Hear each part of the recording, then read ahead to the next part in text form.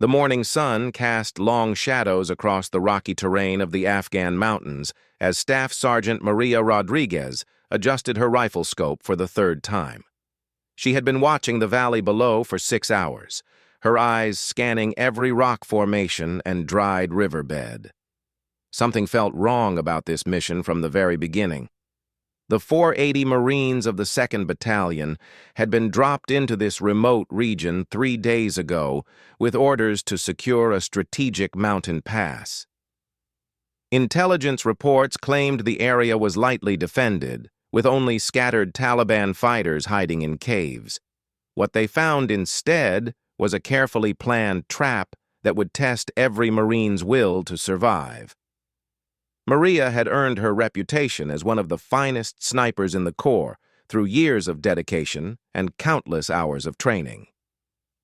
Born in a small Texas town, she had joined the Marines at 18, determined to prove that women could serve alongside men in combat roles. Her steady hands and sharp mind had saved dozens of lives during her 3 tours of duty, but nothing had prepared her for what she was about to witness.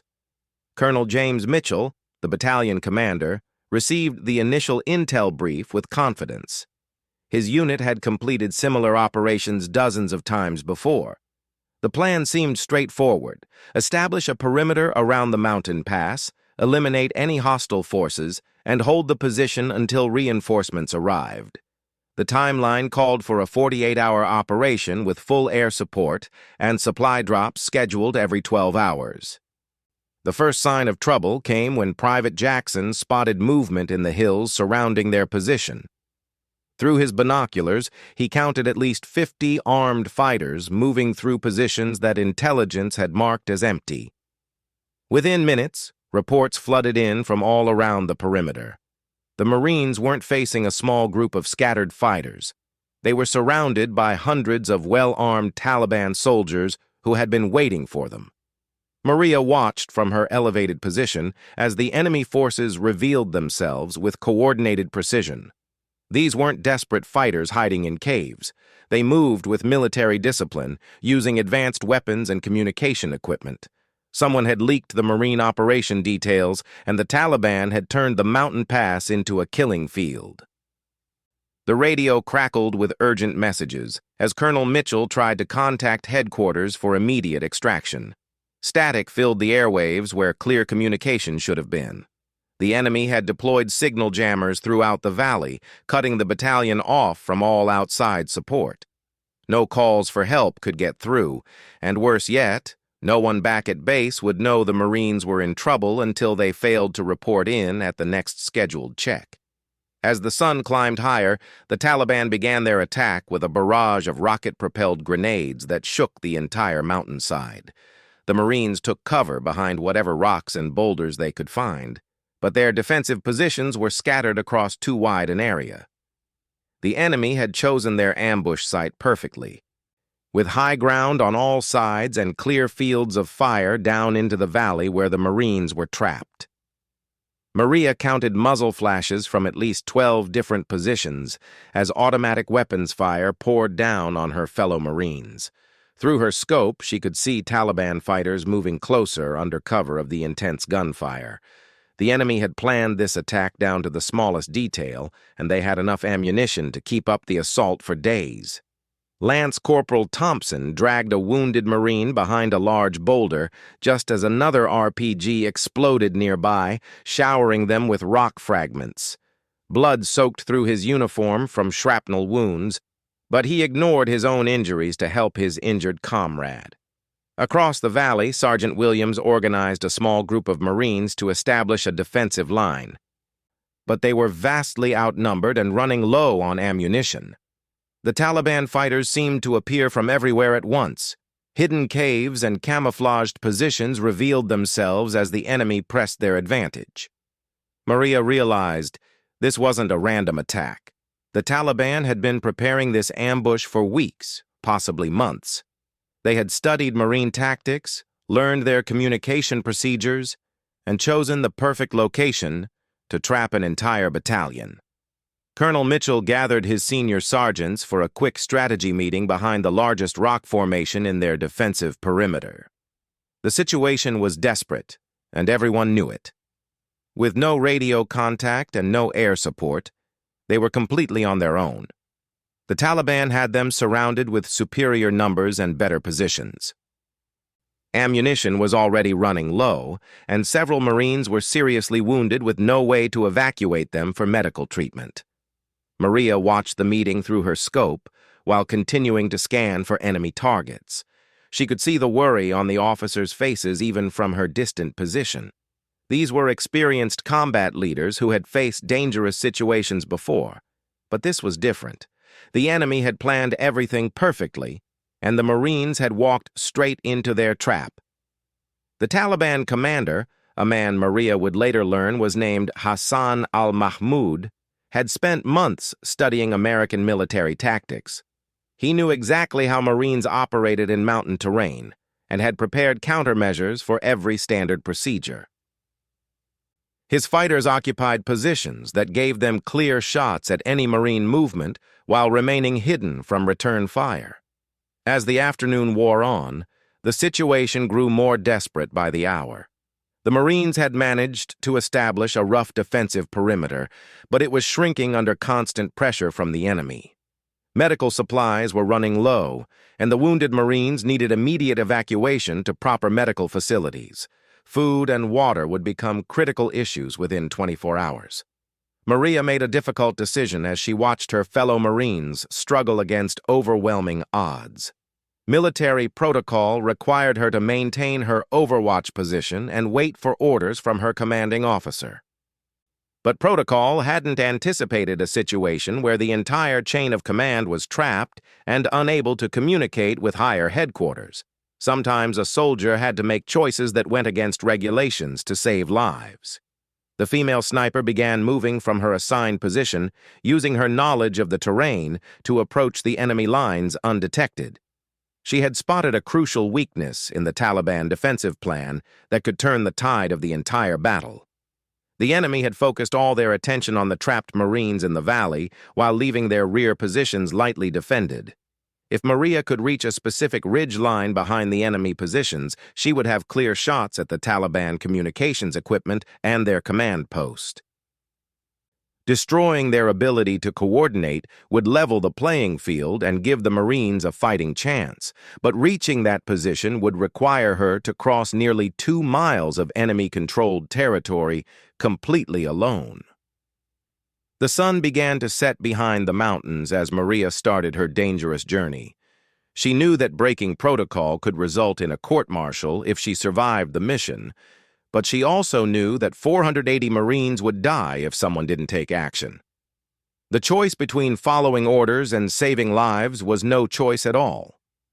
Maria moved through the rocky terrain like a shadow, using every piece of cover available to avoid detection by the Taliban sentries. Her years of training had taught her to move silently across any type of ground, but this mission pushed her skills to the absolute limit.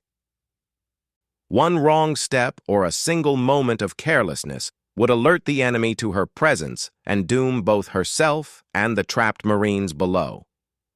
The Taliban had positioned guards along the most obvious routes through the mountains, but Maria had studied the terrain during her 6 hours of observation. She knew about a narrow goat path that wound around the backside of the ridge, hidden from view by a series of rock overhangs. The path was treacherous in the darkness, with loose stones that could send her tumbling down the mountainside, but it offered her only chance of reaching the enemy command position undetected. Back in the valley, Colonel Mitchell was organizing his Marines for what might be their final stand. Ammunition was critically low, with most soldiers down to their last few magazines. The wounded Marines were being moved to a shallow cave that offered some protection from enemy fire, but without medical evacuation, the more seriously injured wouldn't survive much longer. The colonel had made peace with the fact that they might not see another sunrise. Sergeant Williams had taken command of the eastern defensive line where the Taliban pressure was heaviest. His small group of Marines had been holding their position for 8 hours against overwhelming odds, but they were being pushed back inch by inch. Williams himself had taken shrapnel in his left shoulder. but he refused medical treatment while his men were still fighting. Leadership meant being the last to seek safety and the first to face danger. Maria paused halfway up the goat path as voices echoed from somewhere above her position. Taliban fighters were talking in low voices, but the sound carried clearly in the thin mountain air. She pressed herself against the rock wall and waited, counting the minutes as the voices gradually faded away. Every moment of delay meant her fellow Marines were under fire, but rushing forward would accomplish nothing if she was captured or killed. The Taliban commander Hassan had positioned himself in a fortified bunker carved into the mountainside, where he could observe the entire battlefield while remaining protected from Marine counterattacks. His communications specialist maintained contact with fighter groups positioned around the valley, coordinating their attacks for maximum effectiveness. Hassan had studied American military doctrine extensively and knew that isolated Marine units would fight fiercely, but would eventually be overwhelmed by superior numbers. As Maria continued her climb, she could hear the constant sound of gunfire echoing through the valley below. Her Marines were still fighting, but the intensity of the combat was taking its toll.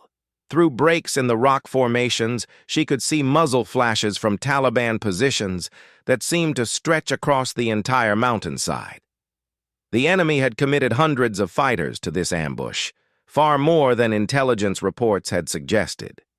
Private Johnson, barely 19 years old and on his first combat deployment, huddled behind a boulder with tears streaming down his face, not from fear, but from rage at his helplessness as he watched his squad leader fall to enemy fire. Johnson had joined the Marines to serve his country and protect his fellow Americans, but nothing had prepared him for the brutal reality of watching friends die while being unable to save them. The Taliban fighters were closing in on the Marine perimeter from 3 sides, using coordinated fire teams to suppress defensive positions before advancing. Their tactics showed professional military training, not the irregular warfare techniques usually associated with insurgent forces. Someone had spent considerable time and resources preparing these fighters for this specific mission. Maria reached a ledge that gave her a clear view of the Taliban command bunker. Through her rifle scope, she could see Hassan pointing at a map while giving orders to his subordinates. The communications equipment was clearly visible, along with several antenna arrays that were jamming Marine radio frequencies. This was her target. But the bunker was heavily defended with guards posted at every approach. The female sniper studied the enemy positions for 20 minutes, memorizing every detail and planning her attack sequence. She would have one opportunity to take out the command post before the Taliban realized where the shots were coming from. After that, every enemy fighter in the area would be hunting for her location. Success meant saving 480 Marines, but failure meant joining them in death. Colonel Mitchell received a report that ammunition would be exhausted within 2 hours at the current rate of consumption. He had already ordered his Marines to switch to semi-automatic fire to conserve bullets, but the Taliban seemed to have unlimited supplies. The enemy was simply wearing down the Marine defenses through sustained pressure, knowing that time was on their side. Maria checked her rifle one final time, ensuring that every component was functioning perfectly. She had 18 rounds in her magazine, which would have to be enough to destroy the communications equipment and eliminate the Taliban leadership. There would be no opportunity to reload once the shooting started, so every shot had to count. The Taliban communications specialist was coordinating a final assault that would overrun the Marine positions before dawn. Hassan had grown impatient with the slow progress and wanted to finish the battle quickly. He ordered his fighters to prepare for a coordinated attack from all sides, using their remaining RPGs to blast through the last Marine defensive positions. Lance Corporal Martinez had been wounded in both legs, but continued operating his machine gun from behind a rock wall. His ammunition belt was down to the last 50 rounds, but he maintained steady fire on the advancing Taliban fighters. Martinez had promised his mother he would come home safely, but he was determined to take as many enemies with him as possible if this was where his story ended. Maria lined up her first shot on the main radio antenna that was jamming Marine communications. The distance was nearly 800 meters in difficult mountain conditions, but she had made similar shots before under combat stress. The difference was that this time, the lives of an entire battalion depended on her accuracy. She controlled her breathing and slowly squeezed the trigger. The antenna exploded in a shower of sparks and metal fragments as Maria's bullet found its mark.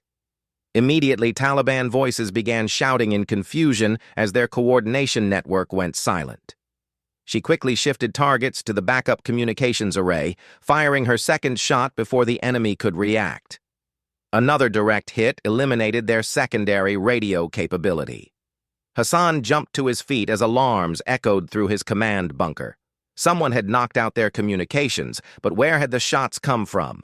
His guards were scanning the mountainside, but Maria had chosen her position well. The muzzle flash from her rifle was hidden by the rock overhang, and the sound of the shots echoed off multiple cliff faces, making it impossible to determine their origin. Maria's third shot targeted the Taliban commander himself, but Hassan dove for cover just as she fired. The bullet struck the rock wall inches from his head, spraying him with stone fragments but leaving him alive. Now the Taliban knew they were under attack from a sniper, and every fighter in the area began searching for her position. The loss of communication coordination immediately affected the Taliban assault. Fighter groups that had been advancing in coordinated waves suddenly found themselves attacking independently without support from adjacent units. The Marines, sensing the change in enemy tactics, began mounting more effective counterattacks against the now disorganized Taliban positions. Maria had accomplished her primary mission by destroying the enemy communications, but she wasn't finished yet. The Taliban command bunker contained maps and intelligence that could help the Marines understand the full scope of the enemy force. If she could capture or destroy that information, it might prevent future ambushes against other American units. The Taliban fighters scattered across the mountainside began firing wildly in all directions, trying to locate the sniper who had destroyed their communications network. Maria counted at least 30 muzzle flashes from different positions as the enemy wasted ammunition on shadows and rock formations. Their disciplined coordination had collapsed into chaos, giving the trapped Marines their first real advantage since the ambush began. Colonel Mitchell noticed the change immediately when Taliban fire became random and uncoordinated.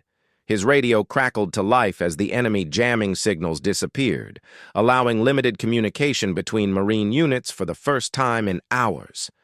He quickly organized his remaining forces for a counterattack, knowing this might be their only opportunity to break free from the death trap.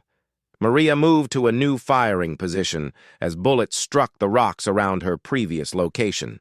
The Taliban had narrowed down the general area where the shots originated, but the mountainous terrain still gave her multiple options for concealment. She spotted Hassan rallying his fighters near the command bunker, trying to restore order to the increasingly panicked Taliban forces. Sergeant Williams led his Marines in a desperate charge up the eastern slope, taking advantage of the enemy confusion to recapture ground they had lost earlier. His wounded shoulder screamed with pain as he fired his rifle, but adrenaline and determination kept him moving forward. The Taliban fighters, without coordinated support, began falling back from positions they had held all day. Hassan realized that a single sniper had undone hours of careful planning. His communications specialist lay dead beside the destroyed radio equipment, and his fighters were losing discipline under pressure from the Marine counterattack. The Taliban commander had two choices: retreat with his surviving forces, or risk complete destruction by continuing the assault without coordination. Maria lined up another shot on a Taliban machine gun position that was still maintaining effective fire on the Marine perimeter. The gunner was partially hidden behind rocks, but she could see enough of his position to make the shot. Her fourth bullet silenced the machine gun permanently, eliminating one of the last coordinated threats to the advancing Marines. Private Johnson found new courage as he watched his fellow Marines push forward against the disorganized enemy. The teenager, who had been crying behind a boulder an hour earlier, now moved with his unit, firing controlled bursts at retreating Taliban fighters. Combat had transformed him from a scared boy into a Marine warrior, just as it had countless young Americans before him. The Taliban began a general retreat as their carefully planned ambush fell apart. Without communication between units, each group of fighters made independent decisions about when to withdraw. Some continued fighting from isolated positions, while others fled deeper into the mountains, abandoning equipment and wounded comrades in their haste to escape. Maria spotted Hassan attempting to escape with a small group of bodyguards, carrying what appeared to be maps and documents from the command bunker. She tracked the Taliban leader through her scope as he moved between rock formations, waiting for a clear shot. This man had planned the ambush that nearly killed 480 Marines, and he possessed intelligence that could threaten future American operations. Colonel Mitchell coordinated the Marine advance using his restored radio communications. Individual unit leaders reported their positions as they moved up the mountainside, securing abandoned Taliban positions and recovering enemy equipment. The colonel knew they weren't out of danger yet, but the tide of battle had clearly turned in their favor. Lance Corporal Martinez, despite his wounded legs, managed to advance with his unit by using his rifle as a makeshift crutch. His machine gun had run out of ammunition, but he carried a sidearm and remained determined to contribute to the fight. The young Marine refused evacuation until every Taliban fighter was eliminated or had fled the area. Maria took careful aim at Hassan as he paused behind a large boulder, apparently consulting a map with one of his subordinates. The distance was over 900 meters with a strong crosswind, making it one of the most difficult shots of her career. She adjusted her scope for wind and elevation, knowing she might not get another opportunity to eliminate the Taliban commander. The bullet struck Hassan in the chest, dropping him instantly and sending his maps scattering across the rocks. His bodyguards immediately took cover, but they were too far away to threaten Maria's position. The Taliban leader who had orchestrated the ambush would never plan another attack against American forces. With their commander dead and communications destroyed, the remaining Taliban fighters began a full retreat into the deepest parts of the mountain range. Some small groups continued to fight rearguard actions, but the organized threat to the Marine Battalion had been eliminated. The ambush that was supposed to destroy 480 Americans had instead cost the Taliban hundreds of their own fighters. Maria began her dangerous journey back to Marine lines, moving carefully through terrain that might still contain enemy stragglers. She had accomplished her mission by breaking protocol and acting independently, but she knew there would be consequences for disobeying direct orders. Military discipline existed for good reasons, and exceptions could not be made lightly even when the results were successful. Colonel Mitchell organized medical evacuation for the wounded Marines as soon as the area was secure. Several men needed immediate surgery that could only be provided at the main base hospital, but now that radio communications were restored, helicopter support would arrive within hours. The Marines who had been preparing for death were instead preparing for rescue. The battlefield revealed the true scope of the Taliban ambush when the Marines conducted their post-combat assessment. Enemy equipment and weapons were scattered across the entire mountainside, indicating that hundreds of fighters had participated in the attack. Intelligence documents recovered from the command bunker showed that the Taliban had been planning this operation for over 6 months. Maria finally reached the Marine perimeter as the sun began to rise over the mountains. Her fellow Marines cheered when they recognized the sniper who had saved their lives. But she remained focused on the wounded men who needed immediate medical attention. Personal recognition meant nothing compared to the knowledge that 480 Marines would return home to their families. The rescue helicopters arrived 2 hours after dawn. evacuating the most seriously wounded Marines to proper medical facilities. Colonel Mitchell submitted his after-action report detailing how a single sniper had prevented the complete destruction of his battalion through decisive, independent action. The report would generate significant discussion at Marine headquarters about the balance between following orders and taking initiative in combat situations. Maria faced a formal investigation into her decision to break protocol and leave her assigned position without orders. Military prosecutors had to determine whether her actions constituted heroism or insubordination, even though the results had clearly saved hundreds of lives. The case would set important precedents for how the military handled similar situations in future conflicts. The Taliban suffered devastating losses in their failed ambush, with over 200 fighters killed and their entire command structure in the region eliminated. Intelligence recovered from the battlefield revealed connections to terrorist networks that led to additional operations against enemy forces. The defeat marked the end of organized Taliban activity in that sector of Afghanistan. 6 months later, Maria received the Medal of Honor in a ceremony attended by many of the Marines she had saved. Her actions became a case study taught at military academies, demonstrating how individual initiative and courage could overcome seemingly impossible odds. The female sniper who had broken protocol to save 480 Marines became a symbol of American military excellence and the warrior spirit that defined the Corps.